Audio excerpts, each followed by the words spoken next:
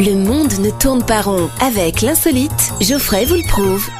Aujourd'hui, on part sur Internet, grand pays sans frontières où l'on peut apprendre beaucoup de choses et souvent d'ailleurs inutiles, comme la nouvelle mésaventure de Justin Bieber ou encore la nouvelle idée du gouvernement. Bref, j'ai appris sur le net que le papier toilette par exemple a été introduit en France au début du XXe siècle, que ça a été longtemps considéré comme un produit de luxe et que son utilisation s'est vraiment répandue dans les années 60. Là, c'est moi qui me suis répandu en apprenant ça. Ah, les années 60, l'esprit de liberté et de folie. Allez, soyons rebelles, renversons les règles. Viens, on utilise du PQ pour s'essuyer les fesses. C'est dingue, non ?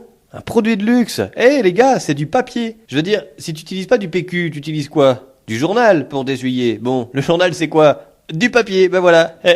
Le journal est donc un produit de luxe, le papier est donc utile pour s'essuyer les fesses, CQFD, voilà. Et CQ, c'est le cas de le dire. C'est même culotté, carrément, même si pour aller aux toilettes, c'est mieux de se déculotter, évidemment. J'ai aussi appris sur le net que le plus long vol d'une poule est de 30 secondes. Ça veut dire qu'à un moment, un jour, quelque part, il y a un type à la question « T'as fait quoi aujourd'hui ?» a répondu « J'ai donné un coup de pied dans le cul d'une poule et j'ai compté. Elle vole 30 secondes. » Peut-être en s'entraînant, on peut faire 34, je sais pas sûr. J'ai aussi appris que les Belges, aussi festifs et amateurs de bière soient-ils, sont des petits joueurs.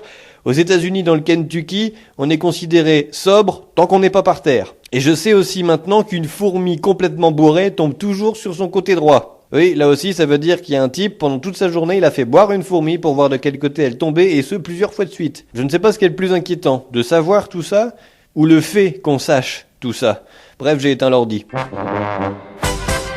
Retrouvez cette histoire et d'autres sur la page Facebook, l'insolite de Geoffrey.